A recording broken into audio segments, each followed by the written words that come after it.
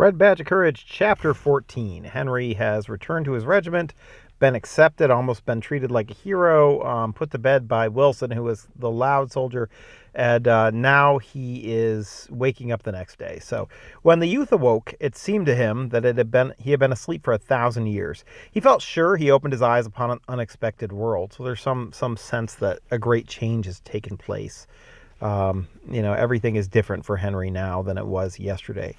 A splendid dawn could be seen in the eastern sky. The night air had made his face cold, and immediately upon awakening, he moved farther down into his blankets. That's a nice little detail that makes this feel real. I don't know if any of you have ever camped out overnight on a cold night. You wake up in the morning, the first thing you do is snuggle down into your blankets. That's true. He stared for a while at the branches overhead moving in the wind of the day. Our first image is sort of a peaceful morning image. Dawn, the branches of the tree moving in the wind.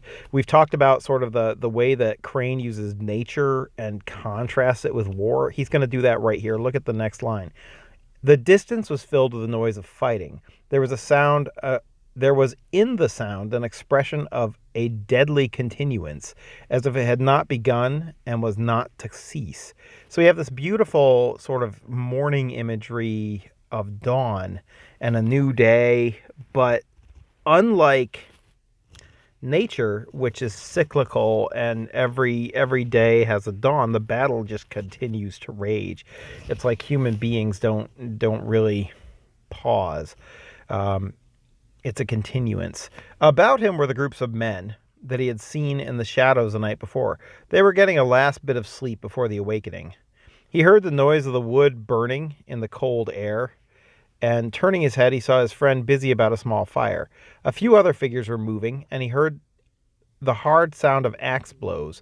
Suddenly there was a hollow noise of drums. A distant horn sang faintly. Similar sounds, varying in strength, came from near and far over the front. The horns called to each other. The groups of men in the forest moved. There was a general uplifting of heads. A murmuring of voices filled the air. The youth sat up. He rubbed his eyes, and then putting his hand, felt carefully of the cloth over his wound. His friend, seeing him awake, came from the fire. "Well, Henry, old man, how do you feel this morning?" he demanded. The youth sighed again. In truth, his head felt like a big ball, and there was an unpleasant feeling in his stomach. "I feel pretty bad," he said. "Sorry," exclaimed the other. "I'd hope you'd feel all right this morning. Let's see that handkerchief. I guess it slipped." He began to look at the wound in a rather rough way until the youth spoke sharply. "Why can't you be more easy?" he said angrily. "I'd rather have you stand back and throw guns at it. Now go slow and don't act as if you were nailing down rugs." His friend answered softly, Well, come now, and get some food, then maybe you'll feel better." At the fireside, the young soldier took care of his friend's needs with tenderness and care.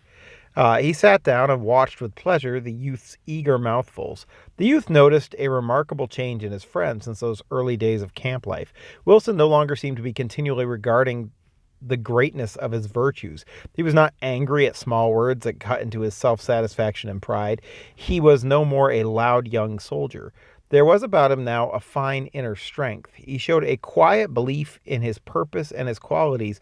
This inner sureness apparently enabled him to give no attention to little words of other men aimed at him. I like that, aimed at him. It sounds like a gun. Hey, Wilson, the loud soldier. He's no longer called the loud soldier because he's no longer loud.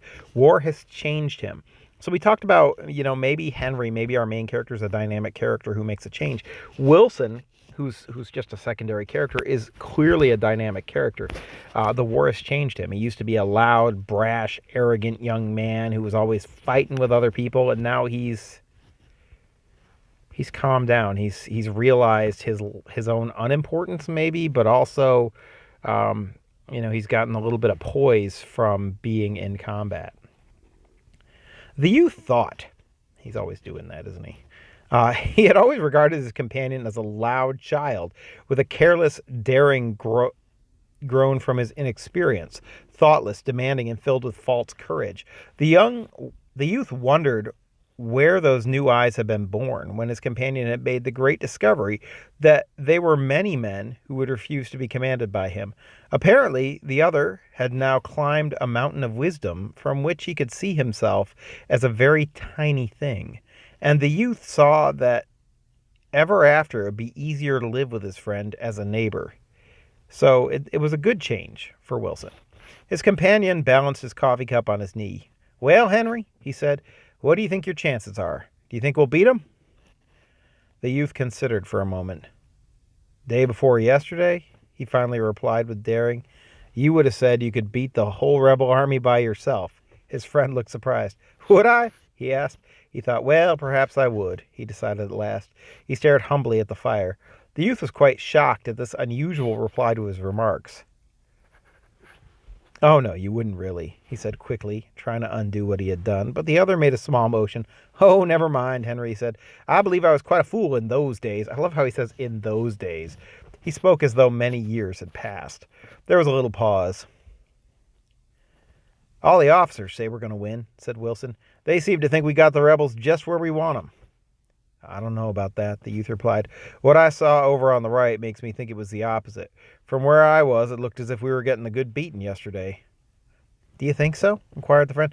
I thought we were beating them yesterday. Not a bit, said the youth. Man, you don't see anything of the fight. Then a sudden thought came to him. Jim Conklin's dead. His friend was shocked. What? Is he? Jim Conklin? The youth spoke slowly. Yes, he's dead. Shot in the side. Really? Jim Conklin, poor fella. There was another little pause.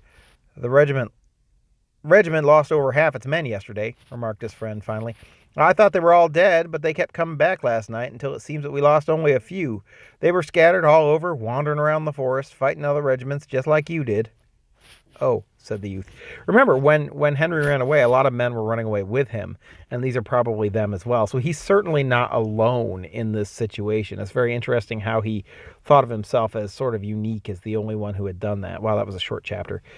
So the big reveal of chapter 14 was that a lot of other guys ran away too, and they all sort of had their own experiences. We only got a snapshot of one of them.